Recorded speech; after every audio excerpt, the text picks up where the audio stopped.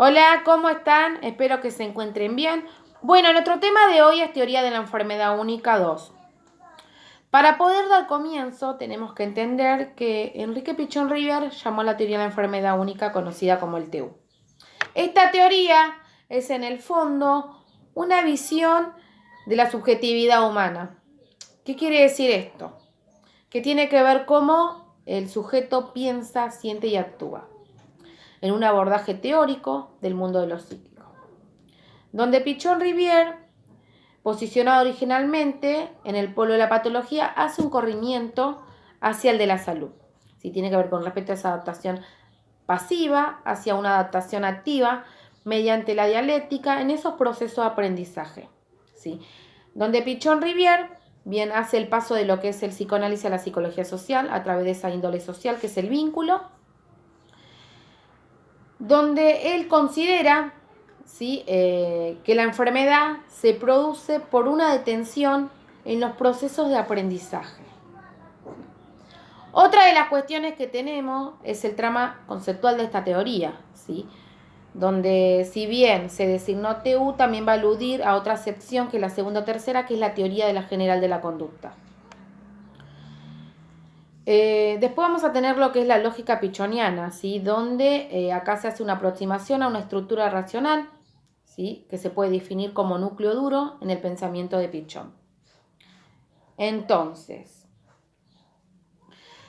teoría general de la conducta va a aludir a toda conducta humana, tanto normal como patológico, ¿sí? En donde vamos a utilizar el par del aprendizaje para la salud y estereotipia para la adaptación pasiva.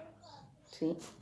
Esta teoría se sitúa en una aceptación, ¿sí? De toda conducta que se va a dar en ese proceso adaptativo que tiene que ver con respecto a esos cambios, a cómo ir adaptándose a ciertas situaciones, ¿sí? A ciertas necesidades, y donde toda conducta, además, la función de esas redes de las relaciones, ¿sí? Entonces, acá es fundamental poder entender que ninguna conducta se va a poder explicar por sí misma, sino que va a tener trascendencia a través de los vínculos, a través de la interacción, ¿sí? Por eso se dice que se va a dar en función de esa red de relaciones. Bien. Entonces, el acto humano se va a dar mediante esas acciones con los otros. Es lo que Pichón Rivière trató de definir lo situacional, ¿sí? O cuando afirmaba el sujeto es el emergente de una trama de los vínculos. Tiene que ver con respecto a ese hombre-situación, donde el sujeto piensa y siente y actúa mediante esos nexos, esos marcos complementarios con los otros, ¿sí? A eso se refiere, donde el sujeto va a darse mediante su conducta, va a estar dada mediante las acciones con los demás, ¿sí? Bien, otra de las cuestiones que tenemos, que si bien tiene un ejemplo para poder entender la necesidad, ¿sí? Es importante poder destacar cómo se hace homeostasis, ¿no? Desde cuando nacemos, que hay un desequilibrio, hay una ruptura del equilibrio que teníamos dentro de la panza, ¿no? Eso lo voy diciendo para que se pueda entender. Y que esto va a producir una tensión porque va a haber una necesidad, ¿sí? Y mediante eso se va a producir una conducta adaptativa que se puede dar mediante el llanto, mediante la interacción, ¿sí? Y mediante esta conducta adaptativa se va a arrojar a poder satisfacer esa necesidad, ¿sí? Y eso va a producir un equilibrio, que es la homeostasis. Una vez satisfecha se va a producir un alivio. Bien, usted tiene un ejemplo ahí con respecto a la célula, pero traté de hacer este ejemplo para que se pueda entender. Bien, otro de los aspectos que tenemos es de Jean Piaget, donde él nos dice que para establecer una adaptación, toda conducta se va a desplegar en dos opciones, que uno es la asimilación y el otro es la acomodación. Cuando hablamos de asimilación tiene que ver con respecto cuando transformo lo externo para poder incorporarlo.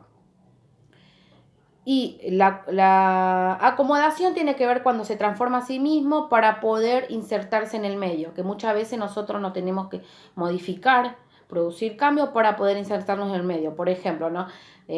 Tener una acomodación con respecto a los virus, ¿sí? Como el coronavirus, ¿sí? Cómo nosotros debemos insertarnos en el medio, ¿sí?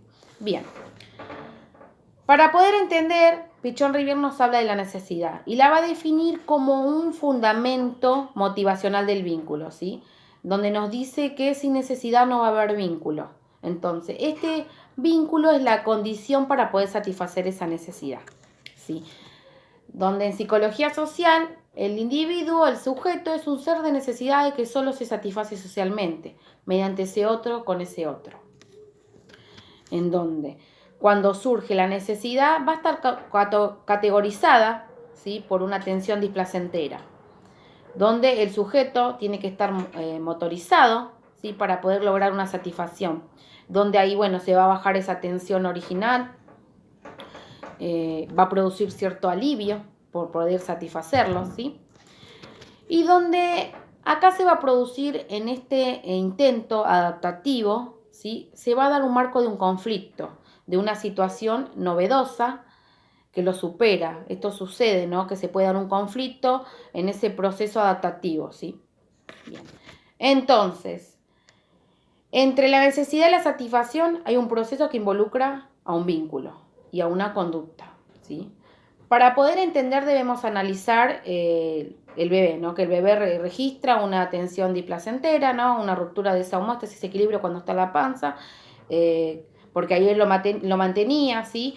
Y bueno, después se produce ese desequilibrio hacia la afuera, que puede ser el hambre, que va a ser vehiculizado por lo que es el dolor, y va a tener una conducta automática, que puede ser llora porque tiene hambre, donde va a haber ese otro que va a satisfacer esa necesidad, ¿sí?, por vía de otro.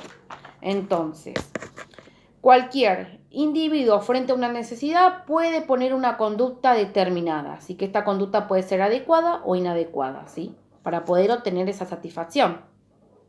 Entonces, ese grado de adecuación es lo que señala el nivel de salud o enfermedad, o sea, ese término que va a ser el aprendizaje o la estereotipia. Según cómo yo me voy a adecuar, ¿sí?, va a ser lo que me va a dar lo que es la salud o enfermedad.